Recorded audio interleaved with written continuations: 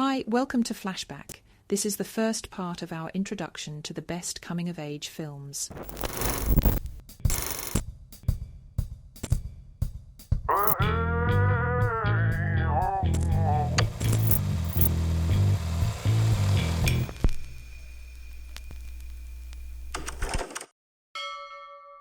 The Fabelmans tells the story of a 15-year-old boy growing up in a middle-class, ordinary American family. He is somewhat clumsy and struggles with older bullies at school. Through his discovery of a film camera, he uncovers his talent and passion for filmmaking. However, the camera's viewfinder also reveals some harsh truths about his life, including his mother's secret relationship with a family friend, whom he calls Uncle. The film is directed by Steven Spielberg. It runs for 2.5 hours and falls under the biographical genre. In fact, it is a semi-autobiographical account of Steven Spielberg's own life, set within a family environment. I would rate this film as solidly good, and I believe it appeals to both mainstream audiences and those with a deep appreciation for the art of cinema. Jojo Rabbit tells the story of a young boy living in Nazi Germany. Alone with his mother, he is infatuated with Adolf and dreams of becoming his personal bodyguard.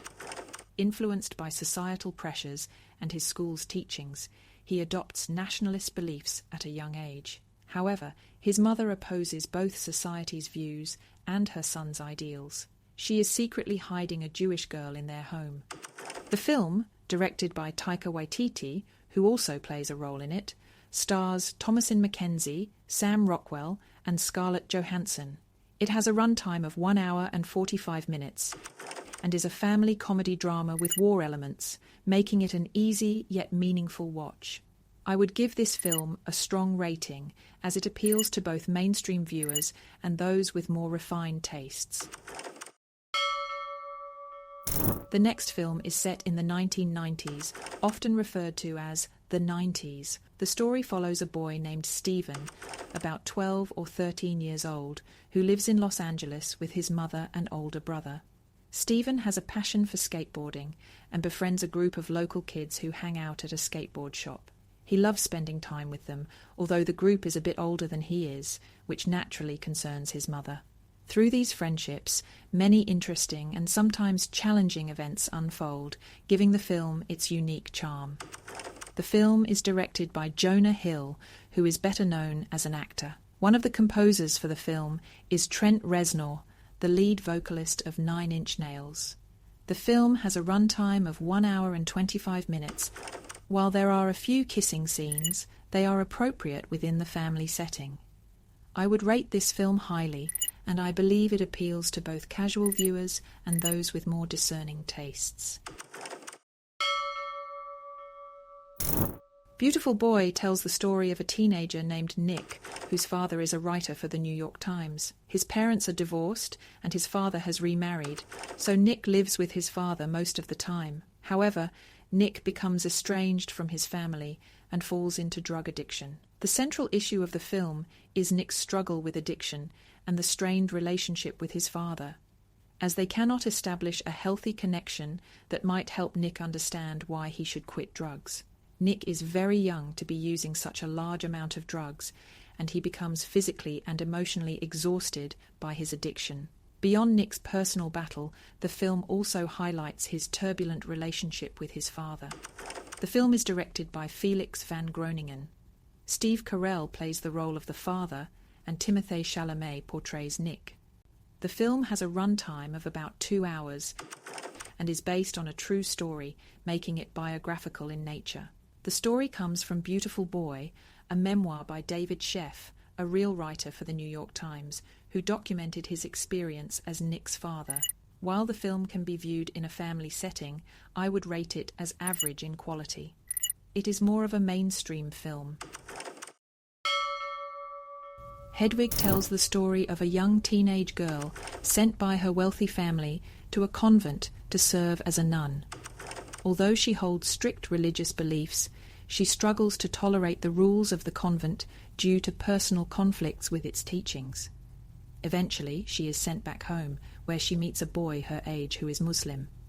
He introduces her to his family, including his older brother, who believes in actively striving for justice, as reflected in certain aspects of Muslim belief. The girl is introduced to these beliefs, and the film offers a perspective on Middle Eastern ideologies. However, the film touches on controversial topics. The family even takes the girl on a short trip to the Middle East. Upon her return, she becomes deeply engaged in reflecting on her spiritual and mental journey, trying to decide which path is right for her. The film is directed by Bruno Dumont and has a runtime of 1 hour and 43 minutes. Its genre could be described as social realism. There are no issues with watching this film in a family setting.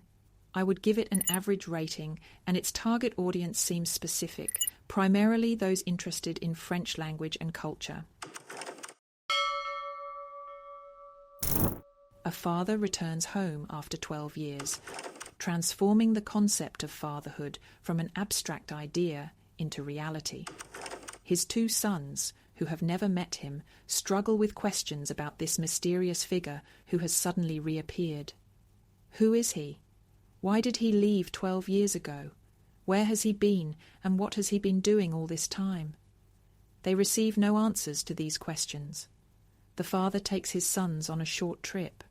While the older brother is happy to have his father back, the younger son cannot accept this stranger who has entered their lives. The film is directed by Andrei Zvyagintsev, a filmmaker known for his political insights. If your interpretation of the film as a political commentary causes discomfort, you are likely on the right track. The film has a runtime of 1 hour and 40 minutes and combines elements of mystery with a road trip story. It can be comfortably viewed in a family setting, and I rate this film as top-notch in quality. However, it is best suited for discerning viewers, those interested in the art of cinema, as well as audiences curious about Russian history, culture, and art. Malèna tells the story of a young boy who becomes infatuated with a beautiful, lonely woman in a small town.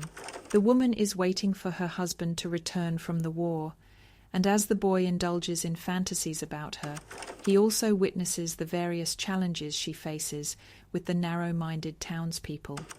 Monica Bellucci plays the lead role, and the film's score is composed by Ennio Morricone. The film runs for 1 hour and 50 minutes and falls into the genres of historical drama and comedy. While the film is not recommended for families with children under 14 or 15 due to its themes, I give Malèna a high rating and believe it can appeal to both mainstream and discerning audiences. Cinema Paradiso is a well-known film that many of you have likely seen. It follows the story of a filmmaker who learns that the man who mentored him as a child at the local cinema has passed away. This news triggers a long flashback of the filmmaker's childhood and the events that shaped his love for cinema. The entire film is essentially a flashback about the rise of cinema in a small Italian town. Directed by Giuseppe Tornatore and featuring a score by the late maestro Ennio Morricone, the film runs for 2 hours and 30 minutes and spans the genres of family, historical drama, and comedy. Cinema Paradiso is suitable for family viewing. I give this film a good quality rating. It appeals to both general audiences and more discerning viewers, just like the previous film.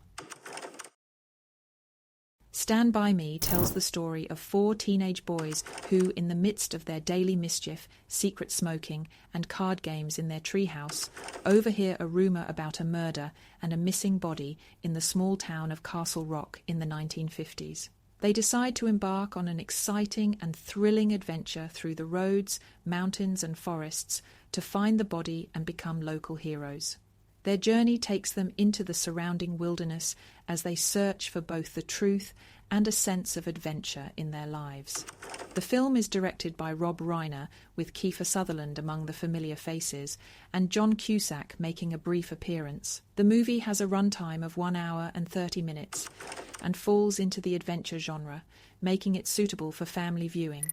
It is also a classic coming-of-age story.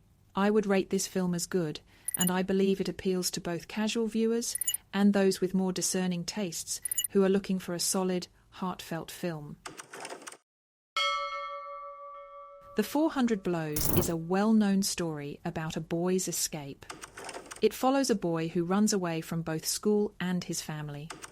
The film offers a realistic portrayal of the small and significant events that can happen in any teenager's life.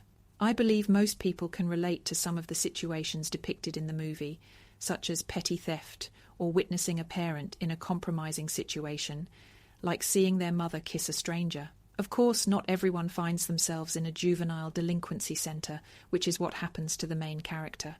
This film is one of the most celebrated works in French cinema. Directed by François Truffaut, it stars Jean-Pierre Léaud. Running about 1 hour and 40 minutes, the film is somewhat biographical, with Truffaut drawing on elements of his own life. It is suitable for family viewing, and I have high expectations for this film, anticipating nothing less than an excellent experience. It's difficult to capture everything this film offers. It undoubtedly has a niche audience, especially those interested in cinema history or French language and culture. This was the first part of our introduction to the best coming-of-age films. There are 2 more parts to come. The names of the films mentioned in this part, along with their release years, are listed in the description. Stay healthy, happy, and well until the next flashback.